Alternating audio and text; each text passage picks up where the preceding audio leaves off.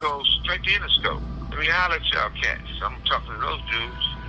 I'm like, look, man, where's all my archives? You know, your archives is everything. Your masters, any songs you put out, and any songs you didn't put out. First thing they said was, well, the first thing we did with your catalog and stuff, and all the albums you put out, they said we took all the drum beats from them and they captured all your drum beats. I said, for what? He said, because Trey wanted the drum beats so he could put other, build other songs around it. So at that time, he didn't do all these drum beats, and even if he did some drum beats, those drum beats is property of Death Row because that might have been on Murder Was the Case, even though he didn't do nothing on there, but Doggy Style or The Chronic or whatever it was. Devontae might have had some drum beats. Quick might have had some drum beats. They took all those drum beats. This call and your telephone number will be monitored and recorded. He used it for the album he did, the albums he was doing with, all these other artists. I said, no, I don't work like that, Jimmy. That's still part of my catalog. I said, we'll talk about that later, but where's my... So he called David Corn in, and David Corn's a real good guy. He over business affairs. I like David Corn. So David Corn comes in and said, well, look, man, Jimmy said, tell him. So it was Jimmy and David Corn, and they said, Pac's mother, Afeni, came up there with some guys with guns and said, hey, I want all of Tupac stuff. These people said they sent their stuff. So they showed them guns, and they took all the masters. And this is the craziest shit about this. We were doing, like, say for instance that Pac did a song, say if it was a Dog Pound. That's not a Pac song, that's a Dog Pound song. So Pac is doing some songs for a soundtrack. That's not a Pac song, that was done for a soundtrack. But we would record so many songs, if he didn't like it, we didn't use it. So then when it came to, we was doing a One Nation project. On this One Nation project, we was going to get people from the East Coast, people from the Midwest, people from down south, people from the West Coast. It was going to be like One Nation, and everybody did this project. How much of that did y'all record? Oh man, it had to be probably about 80-some songs, right? So when they took all those songs, that's a project that's owned by Death Row, not by Interscope, not by no one but Death Row. So I'm thinking like, listen, so now I gotta try to get to the bottom of it. Then everything start going, when something happens, you make you think. And Pac's mother came to visit me in prison. So when she came to visit me in prison, I'm like, hey, I've been hearing a lot of crazy shit. She said, yeah, Chef, she talked to me, she looked at me, she said, look, I always loved you. I still do love you.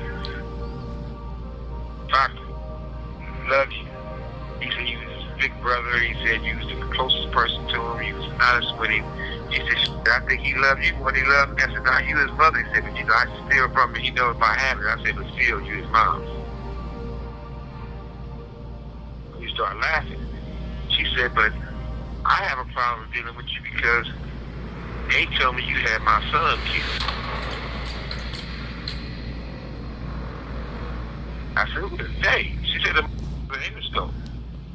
So she never told me who. And the light finally clicked on. Oh, I get it. So her mother was trying to work me.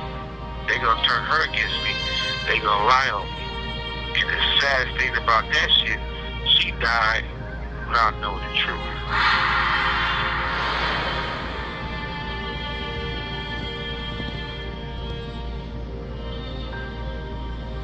So when she was visiting you, and you saying she told you that they told her that you was responsible for Pac dying, and y'all, I mean, did she leave? Did y'all talk about it? How did that got left? She never. Well, we kept talking, but then they were rushing her out because you don't have so much time to visit. I could tell it really bothered her. She was in tears, but it was a lie. Obviously. So now, I understand that what people won't do to play dirty. So, you know, I had that on my mind, and I had another thing on my mind. I was like, okay, Jimmy came to visit me because they did an aftermath album with Andre flopped. So then they was like, well, what can we do to make it better? I said, you gotta go back to the basics. Force cussing and putting everybody on there. So as you know, they was trying to call it the Chronic. I was like, nah, you can't call it the Chronic 2 or Chronic 2000, Chronic nothing. Because the Chronic is what I did. Dre didn't even come up with that name.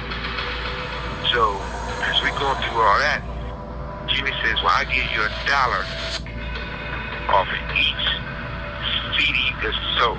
Each unit that's sold, I give you $1 if you let us use the name Chronic. I said, no, I'd rather not, because y'all ain't distributed my stuff. Y'all say y'all don't want to deal with people who get in trouble or people who cuss on records. I'm quite sure this record gonna be cussing. So he said, remember, if we use the name, I'm gonna pay you $1 off each record that's sold. So now the advertisement is the Chronic. Everything is the Chronic. When they put the CD out, instead of using the Chronic, they use the logo. I said, man, check this shit out. When I first met you, I told you, I'm not slow. Where I'm from, if you're slow, you get taken advantage of. So I said, it's like this. If I go to the Raiders, I said, if I put this magazine out and I use the Raiders name, I'm going to give you $1 off each magazine I sell. Then at the last minute, I don't use the Raiders name, I use the Raiders logo. So that's still using the Raiders name if they see the logo. If you see the logo and it's the Raiders logo, you're going to say that's the Raiders, right? Definitely. So if you take the Chronic leaf and don't say the name, but you use the leaf that we use, it's going to be what? Yeah, they're gonna know what it is. Hey, Dad, you being scary, but it's going to be the Chronic. I'll say it for you. You know, they ain't gonna know. They're saying it's the Chronic. Yeah. So I'm like, all right. So now I got all these things I gotta bring up. I need my catalog, I need my master, okay. Now, all of a sudden, we get sued. Tamatola, Tony. Interscope, Jimmy. Death Row, me. They throw everybody out because they settle. Everybody settled, so you can't come back. This was a lawsuit. Who sued y'all? The Harrisons. Okay. Lydia Harrison. But the crazy thing about that, Jimmy stepped up and said, I'm going to make sure we get this settled because it's my fault. It's okay. Now, moving forward, they still haven't gave my $1 million back or anything else.